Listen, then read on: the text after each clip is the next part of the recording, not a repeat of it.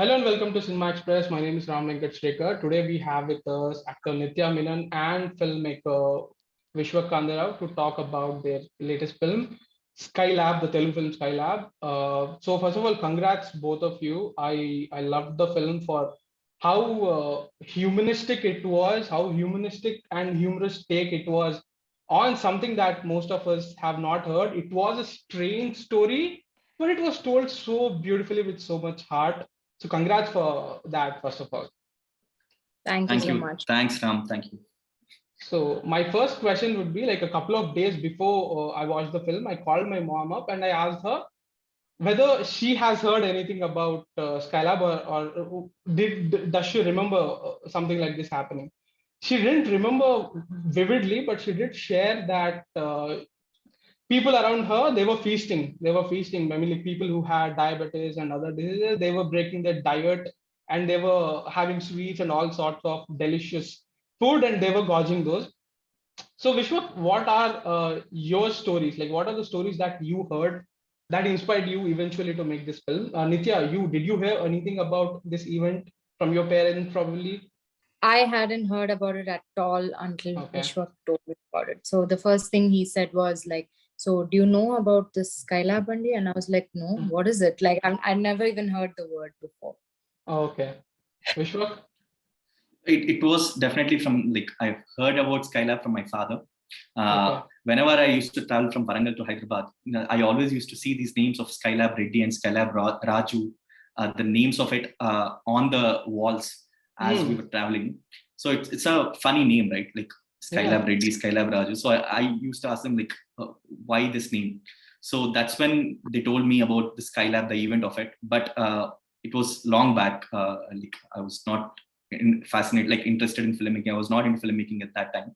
But post film school, like when I wanted to write something, when I wanted to make a feature, somehow this idea again, like my father was discussing at some point, and I really loved the idea because the themes I want to explore, the stories I want to tell, somehow I found Skylab could be that vehicle, that medium through which I can address these themes. So what you told about Skylab, sorry. Yeah. No, sorry. You finish. You finish. No, the stories were more or less the same, Ram. Like it was chaotic at that time. People were celebrating. They thought these are the last few days they have, and they have no other option but to celebrate. They did all mad things. They had fun. Right. There is even a scene where the villagers are feasting, right? Villagers are bundling. Yeah. So now you gave me the segue for one of the questions I had.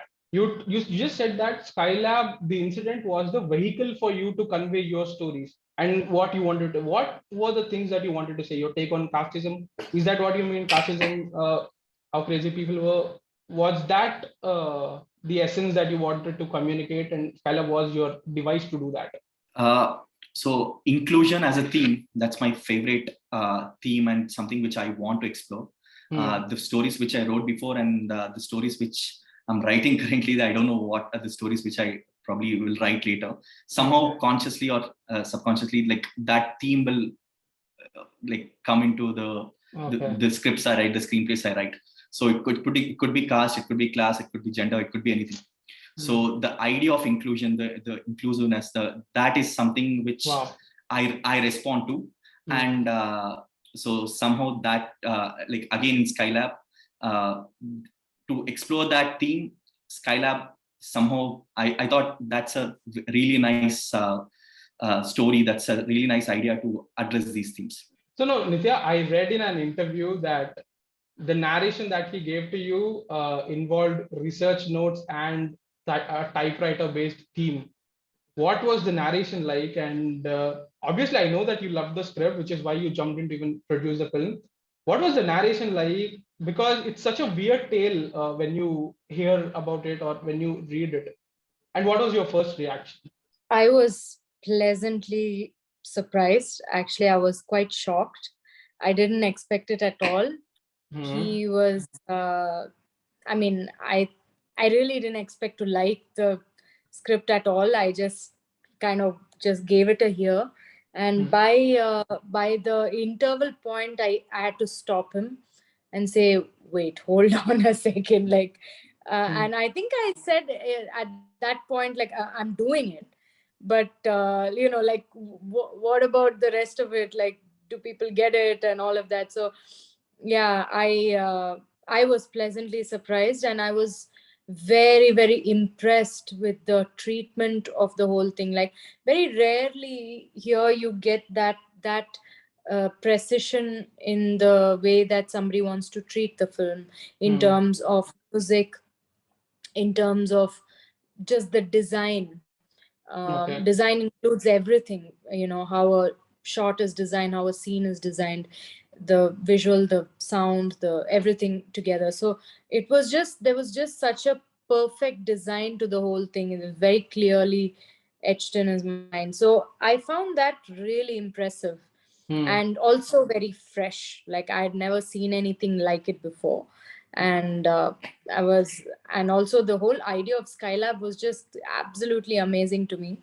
I thought, like, I mean, if you don't make a movie about this, what do you make a movie about, right? So yeah, I was very impressed. Yeah. So Skylab is it's a very eccentric film, I would say. Like, I think theatrical would be the right word, and even you said that you guys wanted to create a Broadway show, sort of a visual experience.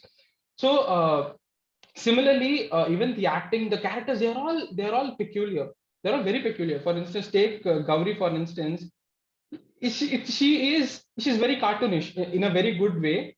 She's in a very good way. There's a lot of heart, and then it's not a caricature. It's not a one-note character. And then there is a lot of humor associated with that character as well, right? Because she's delusion. She's in a world of her own. It takes a lot of time for her to break it and come. At this time, we have seen characters, most of the characters that we have seen, like, there is a trope in Tamil also, right? That loose punna trope. But the way Gauri is treated, although she is not quite, although she is delusion, the way she's treated beautifully, like very humanistically. And even the acting, although, like, I'm so sorry if I'm taking too much time to explain. There is a scene with the typewriter montage that you guys played in a slightly faster speed. There is a lot of eccentricity going on, where Vishnu is going running in the back, Nithya is typing. So there is this eccentricity, right? How do you find this tone that the character shouldn't be ridiculed, but again she has to come across as someone with so much heart? How did you find that balance? Me చెప్తారా? No, thank you for like, that was the initial thing. Like, when I narrated the story also, I made sure, like, I told her Gauri as a character, like, we have to make sure that they're laughing with her and not at her. Not at her, yeah. Yeah. Which I found, I was like, I did not, like, I saw Gauri exactly the way I played it. And one thing that Vishvak told me was, I was worried that Gauri would not be likable. But I thought Gauri was adorable. Adorable, like, yeah. like, that's how I saw it in my mind. I saw, see, the thing is, you don't have to do characters. This is the typecast sort of boxed in way of thinking, to think that you have to play a good person to be liked, or you have to play a one-dimensional, just a nice girl to be liked. That's not how acting or filmmaking or cinema works. This is how it works. You have to have diverse, multidimensional things. That's how life works. So for me, just the fact that someone came and gave me a character where they're saying she's a really bad writer, I love it. Otherwise you don't get to play that. They only say, oh, she's so nice and she's this and she's very likable. It's boring. You come and tell me, like, she's such a bad writer and she's delusional and she thinks this, wow, that is going to be fun to play now. And right from the beginning, when he was narrating, what I did was exactly what I saw in my mind. So I thought Gauri was just adorable. She's just so funny, and she's so, like, disillusioned about herself, and so self-righteous. And I loved it. I loved playing that very self-righteous thing, and then breaking suddenly. So when you say caricature, that's the only way to play a character like that. I can't play Gowri very real. It doesn't work. That's not the treatment of the film. So, you can't, the treatment of the film is this. It's slightly surreal. So, yeah. To find that balance, like what you said, like to be honest, I was apprehensive. Like I was a little worried. Like really, you thought that she wouldn't be likable. You really thought that? Yeah. I was, but on the day, like if you remember the painting scene in the film, like Gowri is posing for. That was our first shot of. Yes, that was our first scene, and post that I told Nithya Garu that no, I was wrong. There's no way people are not liking. And I said, I know, like there's no way you can't like Gowri. She's adorable. I love her. Now that you reminded me of that scene, it was really funny. Right? She was talking to Vishnu. She was giving him commands, and then the painter just says, "Amma chudakandi," like "Ikkada chudandi, kadagandi." It was so cute in a way. Yeah. Now to Vishnu, to more to get to the craft part of it, there is a lot of Wes Anderson influence. Would that be right? No, like maybe one just shot. Not one shot. I saw one shot and I was like, that's very Wes Anderson. But yeah. Even you felt that, Nithya? Even you felt that? Just that one shot of the Dora standing at the door, right? Like which cut from the white to the close, and he's just standing. Pants. That's very that whip pants when Gowri enters, there is that whip pant to the mom, to the son, the whip pants, Yes, those swish pants, the center framing, probably because of the lensing, the colors. I read a lot of comments saying it's very close to the Wes Anderson, which I really love watching his films. And but to be very honest, we never thought to achieve that style is a bit difficult, right? With the kind of budgets and other stuff. But if we're glad we are getting those comments. Like more than the visuals, I think the relationship between Gowri and Seenu, it reminded me a lot of Gustavo and Zero. Towards the end, Gowri takes him to the girl he has a crush on, right? In a way, that's what Gustavo also does in. Wow, I never thought of that before. Same. Even I never thought of it that way. Okay, I'm reading it. Okay, now let me. But. Tell me. No, that's a good way to look at things, Ram. I'm happy. If you are comparing it with Wes Anderson, I'm happy about it. Yeah. There are a couple of, I can draw more, like for instance, the scene where Seenu is going to the village, there is an edit pattern, right, where he's riding the cycle. That was in the trailer as well. That was a very Wes Anderson thing to do. Mm-hmm. A lot of scenes involving Gowri, they evoke that Anderson effect, which is a good thing. Now I'll have to indulge some more. I don't know whether you guys noticed this. Are you a fan of Charulatha? And is there any influence here? Because I'll tell you why. I noticed this. I don't know whether it was intentional or not. There is a scene, that iconic Charulatha scene where she's looking through that binoculars. There is a scene with Nithya looking at the binoculars. Now tell me. Obviously, it was a tribute to Charulatha. Yeah, definitely. Glad someone noticed it. Thank you. Yeah, so I remember telling Vishvak that I used to keep saying, like when I was dressed like Gowri, I used to tell him, suddenly I feel like very old actress and, like I feel very at home. I should have been born like 30 years ago or 40 years ago. I would have been very happy.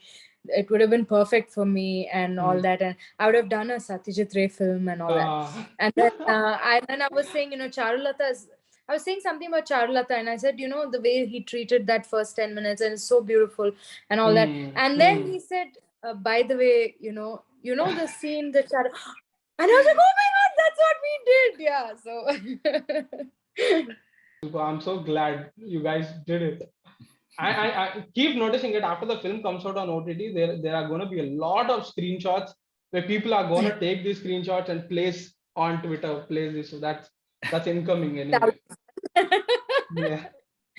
So now one more choice that I'm curious to ask you is, I know it's a light-hearted film. I know Gauri is a very likable character, but there is a point where her world kind of collides, right? She realizes that she might not be as good as she was thinking her to be, especially the scene when she goes to meet her school teacher, and it happens at night. The scene is beautifully staged and beautifully lit. You see that amber on one side and amber on and this bluish color on her face. Great scene. At the time I was expecting her to break down, like at least cry, or at least shed a tear and cry, because her world has crumbled. Was that never a thing for you? Did you guys ever think of making her cry? Because it's just such a huge thing that happened in her life. I definitely would have asked you that question. Well, I'm sure I would have asked that question. For sure. Like, it sounds like I would have done, like, would you want me to cry? How far do you want me to go? I would have asked you. You would have said no, just like, yeah. Yeah, the humor, the drama of it, somehow I wanted to pitch it that way. I didn't want them to cry or get emotional, and I don't see Gauri crying, to be very honest. Like, so Gauri, she's someone like, maybe she's not self-aware that way, but she can take that much. She can. I don't think she'll cry about it, or she'll. So I never thought Gauri will cry. I think somewhere there's a like I said, you know, like the entire film, or how we are treating playing the characters is not very realistic. Like, it's not real. Yeah. Yeah, we're not going into a gritty sort of real space where you're crying and you're expressing. So I think there's a that you know, level of, I don't know, playfulness to the whole thing. Right. I think playful would be the right word. Also, I have to add, like, Nithya Garu, as a person, she's someone who is, I think she's very extremely aware of what she is, and like what sort of a person she is. And to play the exact opposite of her, Gauri is someone like who is completely like unaware of things around her, unaware of the fact she is what she is. So to do that, I'm sure it's fun to do that. I don't know. So, what's your favorite scene from the film? Both of you, Nithya, what's your favorite scene? You go, Vishvak. No, that's a tough question. I cannot answer. Yeah, I can't ask you made the film, so but tell no, Vishvak, pick like a couple at least. So I'll make it easy. I'll tell my favorite scenes, and probably both of you can think. My favorite scene is that whole typewriter montage where she's typing. I think it's beautifully done, man. Like, let it be the soundtrack or the way it is shot. That I would say that whole clarinet thing, the interval sequence. I love that. I love that, and obviously the entire climax when the kid opens the doors of the temple. These three, these three are like my favorite moments from the film. Things like that, not just related to craft, maybe things that you enjoyed the most, or while shooting or watching. So the typewriter song definitely is one of my favorite scenes to shoot, because I think while shooting it, I got that like out of body experience for the first time, because it was literally Aditya, the cinematographer, and I was sitting next to the track, and Nithya Menen on the opposite side. So there's no one in the set. So and it was a round trolley, right? So like we kept going around. Okay. So the music, just to call music, because we didn't have a lip sync songs, right? Just to call for music, and the music starts playing, and it's just three of us on that round trolley. So it was fun to shoot for sure. And the scene where Gauri visits this house, and she basically tells how she basically says రాకపోయినా పర్లేదు but ప్రయత్నించి ఓడిపోయిందిరా అనుకుంటే చాలు. But the way she delivered that line, the whole thing, like I think it was done in 1 or 2 shots, that's all. So that particular scene, and the night scene with Satya and Rahul, where Rahul tells the story of the madman. So I think these three for sure, and of course there's more, but these three are definitely my favorite. Yeah. For me, the first time I saw it, like that scene was always my favorite. The night scene with Satya and Rahul, where they talk to each other. I thought it was beautiful. It was performed so naturally by both of them. And I really liked the nuances that they had. Another favorite shot of mine was when the little kid opens the door and this old man looks at him. I don't know. I wanted to ask Vishvak, but I forgot. I don't know if he meant for it to be like that. I think you did maybe, but when he opens the door and he looks at this boy, and he's been wanting to look at God. And Yeah, I that felt like he opened the door and he looked at the boy and he saw God. Like, this is it. This is God. He saw it. For me, that moment was so profound, and I cried both times when I watched that. Actually, that is one of my favorite parts of the movie. Okay. Yes, that's the idea. That's his darshan. That's his darshan, well, because yeah, right. he people passing before him and he's seeking for it. He's seeking to look at him. He's trying to get a glimpse of him, right? So that was the idea.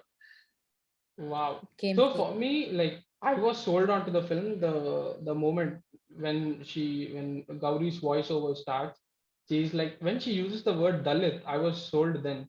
And when she goes on to say that ఒక చిన్న Brahmana Pilladu, that's when I was like, okay, you guys are actually naming this. Even films named on caste, even films that are about caste, they don't use that word. So it was such a beautiful moment. And also, Vishwa, what I liked about the film was how beautifully it creates that world. There is so much happening, and it's not like just you're just planting things and you're leaving them. They all find a closure. For instance, there is a character who keeps selling insurance policies. Like, he gets something in the third act, and you even obviously said that almost like insurance policies worth over 35 crores was sold during that point. There is that homeless madman. Like, nobody would expect that he would have a backstory like that, and how that would eventually go on to influence Satya's character, Anand, the doctor.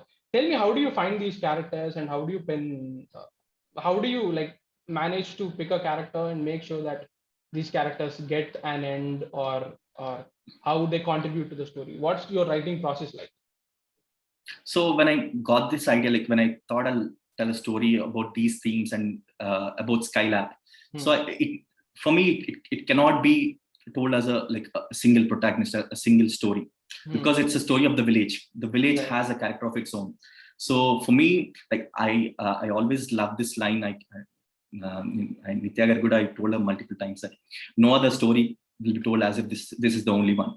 This is the line, I think, which is at the beginning of the God of Small Things, the book. So I really like such stories. I really like telling such small stories, personal stories, and stories which, for me, the text without context doesn't make sense. So it should always have that context. So these primary characters, you cannot just talk about the three stories without talking about the village, without talking about such small characters which are part of the village. And to give closures for these stories, to give closures. And I didn't want the ending to be, what do you say? It cannot be, it cannot be dark. It cannot be like these characters have to be, I thought they have to get empowered. They have to have these closures. Otherwise, it cannot be just, it will be defeatist is what I thought. So these characters, whatever the closures need not be always a good ending that way. Like, for example, I always thought after this day, like Bandalingam-Palli, the village will get back to the normalcy again.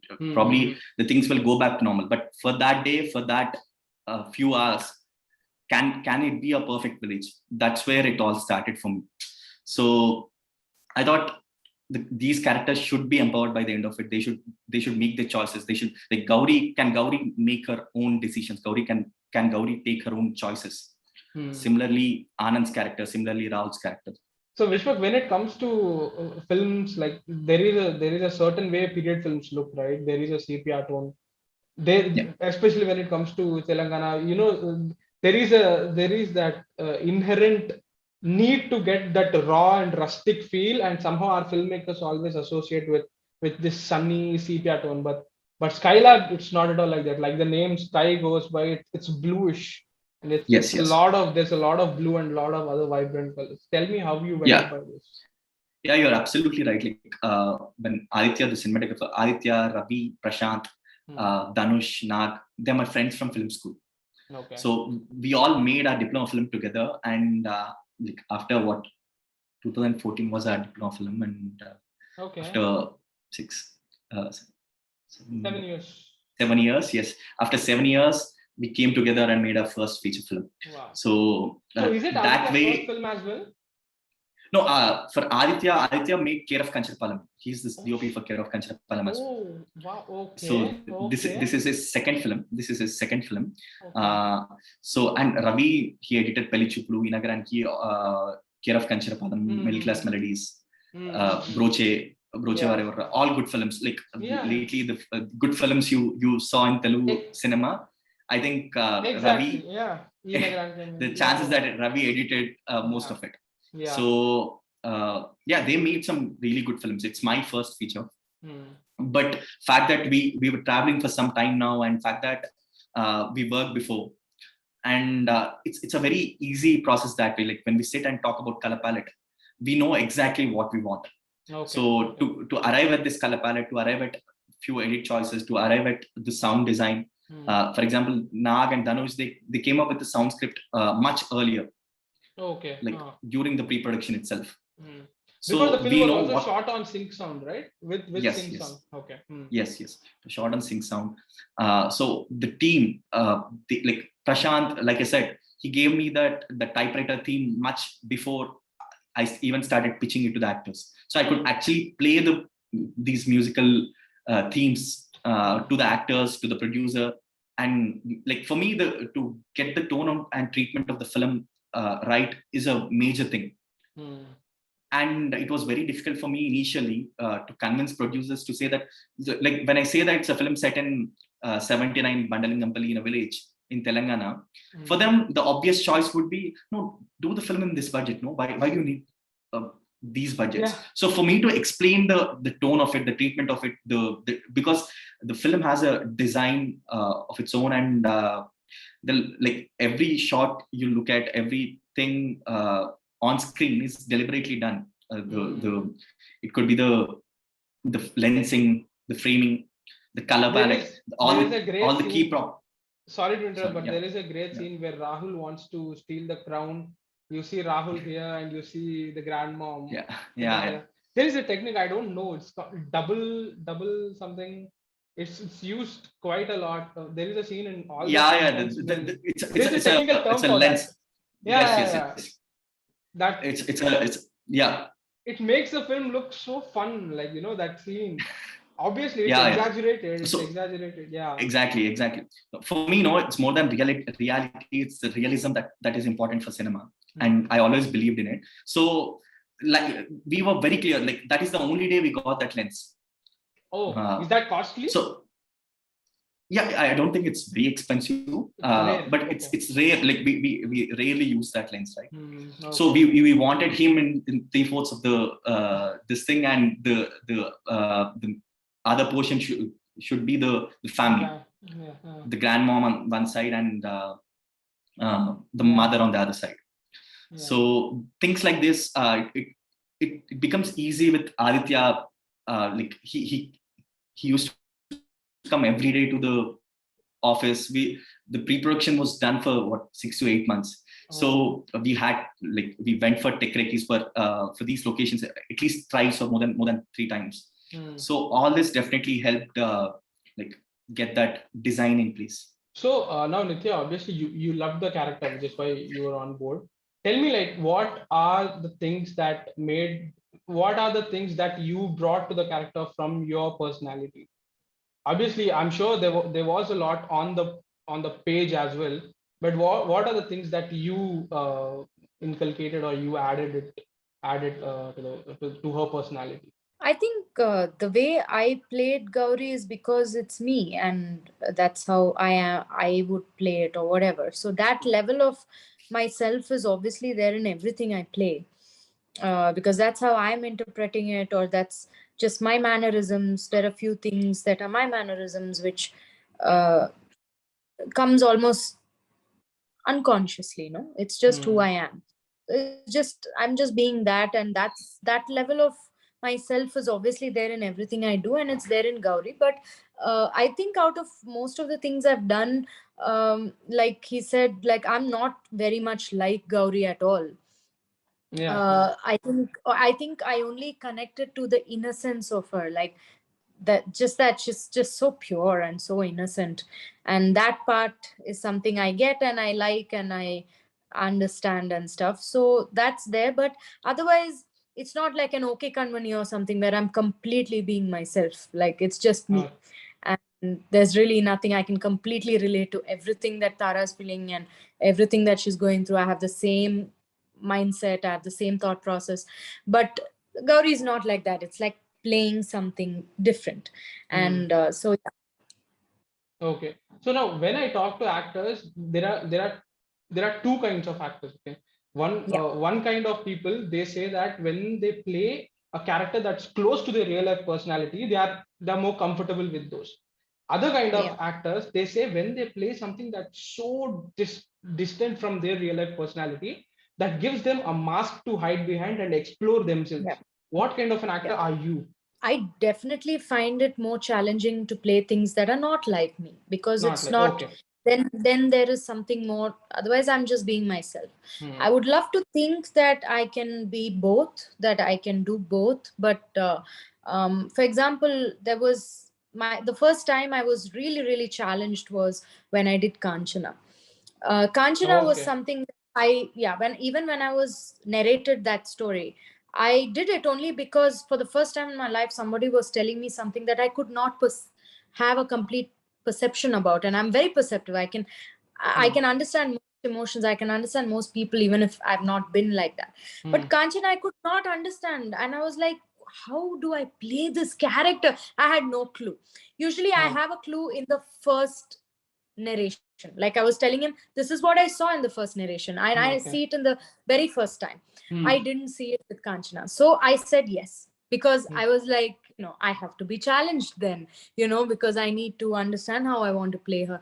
And that was challenging, because he was telling me to do things emotions that I just didn't get, like emotions of anger and revenge and unforgiveness and like that pettiness. She was petty, actually, to put it very simply. So I could not understand that. I was very refined as a person, and that pettiness was just I was finding it hard to play that. So, but I think of late I'm like, I'm feeling more expanded as a person, as an actor, as everything. That things that are slightly out of the comfort zone is really nice. I'm open to it, and I want to explore more of that out of the comfort zone. Otherwise it's boring. Right. But yes, it's easy and it's nice and fun to play things that are more just me, because then you just see my nuances and the little things and all that. If there was a scene that challenged you the most in Skylab, what would that be? I don't think anything really challenged me. Okay. Much doesn't challenge me when it comes to acting, to be very honest with you. At the risk of sounding narcissistic, I think it's the truth. I mean, unless, like I said, like there are things that challenge me, like Kanchana challenged me, but acting in itself comes very, very naturally to me. Nothing challenges me like that, unless it's something very practical, like the location is difficult, the sun is pelting on me, or maybe the script is really bad, I'm not able to say these lines, or the people are making things difficult for me. Very, very practical things. Acting by itself really comes to me like second nature. Okay, now that you spoke about the logistical or the practical issues, you're also a producer, right? How different was it to be on a film set this time around? There's more sense of ownership to the film for sure, and that was nice. And but while I was shooting, really, I didn't really think about all that. Like I'm very good at compartmentalizing, and in that moment, I'm really nobody. I'm not even Nithya. Like that's what it takes when you become an actor. You just lose your ego completely, and everything else, the sense of, oh, this, that, that you just lose it, and you just like go with the flow and just do the character, enjoy Gowri and stuff. Yeah. Nice. What's something that you will take away from Skylab, Nithya and Vishwa? It will take some time for me. I think more than me, Vishwak will have very deep answers to that, and I think he's probably still discovering it, because it's his first, and that's huge. Your first film always, especially as a director, it's quite profound, and I'm sure it makes huge impact on you. But for me, I think Skylab made me a producer. I mean, it made me even think of the possibility of maybe, let me go and do this. So that I discovered that feeling of wanting to do something so much that you say, okay, you know what, I'm going to do this, I'm going to produce this, because it's so, you don't think about anything else. So that definitely happened. So was there a sense of apprehension before you boarded this project? No, not at all. Not at all. Oh, okay. Not even a little bit. I was very, very sure about the film, actually. Okay. So yeah, there was no apprehension really. We were all very sure of the film. We knew what the film was going to be, and it was what it was. Yeah. And also somewhere we all come from a place where we're not really trying to look for validation or look for, like, I don't know. I think that was, obviously we want everybody to watch it and love it and all of that. But I think that was not the thing. It was just coming from a place of, oh, let's just make this. This is so brilliant. We all are excited and let's just make it. It was coming from that place. So yeah. Apprehension comes when you're really worried about the end result and everything. But I think maybe we didn't think of that. Great. Sure. Yeah. Also, Ram, like I want to take this opportunity, to mention a thing about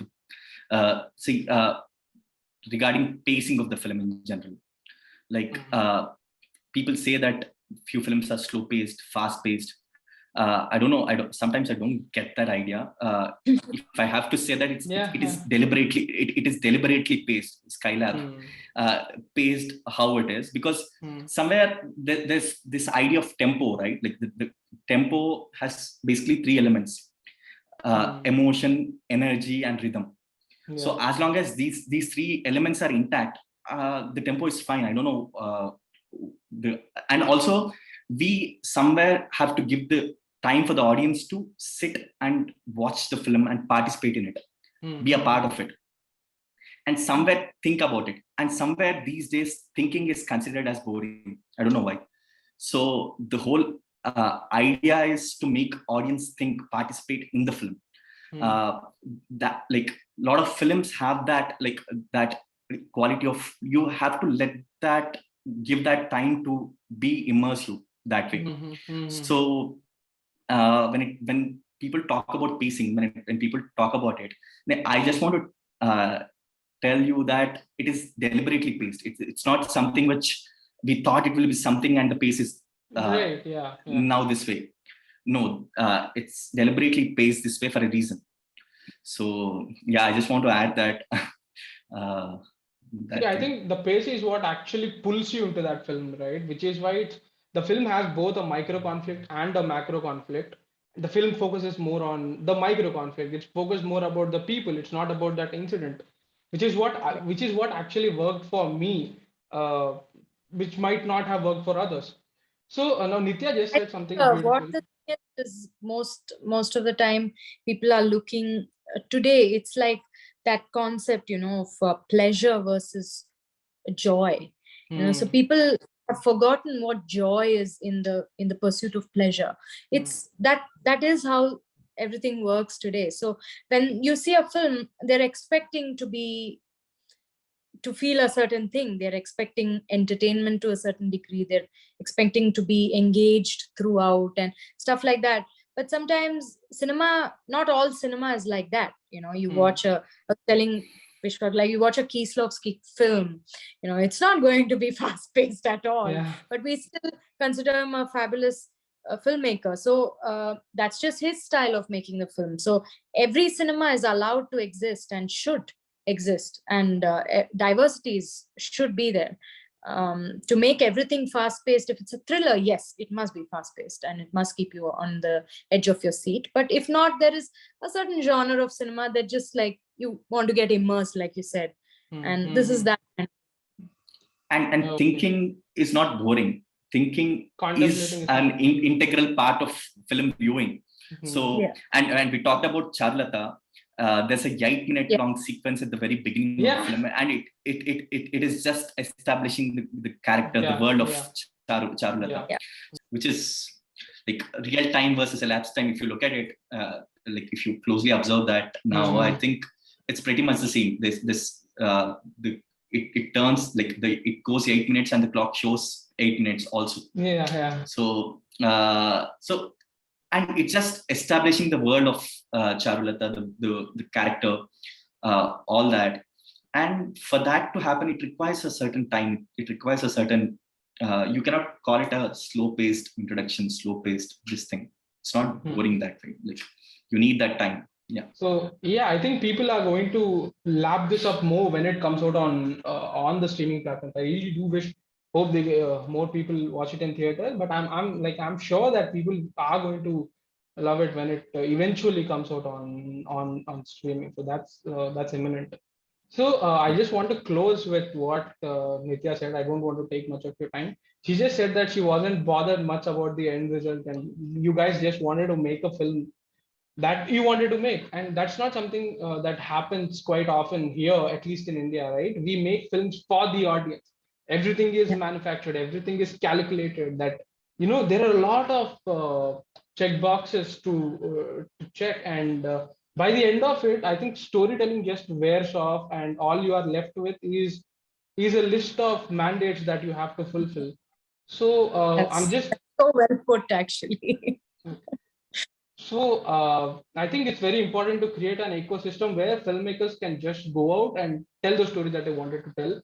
It doesn't happen quite easily. I'm glad something like Skylab got made. And I read an interview of Nithya, where you said that you produced this film so that you could retain the purity of the film. So I'm glad you did that. I'm glad the film got made, and hopefully more people will lap up to this eventually. Thank you very much for your time. I had a lovely time talking to you guys. Hope you liked this conversation. So did we. Thank you. 100%. And I mentioned Charulatha only because you did. I'm not comparing it anyway. I know that. Such a great I know that the binocular scene was completely unintentional. I know that, Vishwak. It just happened. Thank you. Thank you very much for the time, guys. Thank you. Thank you for liking the film and for the words that you just said. It's really nice. Thank you. My pleasure. Thank you, guys. See you. Bye-bye. Thank Good you. night. Bye. Bye-bye. See you.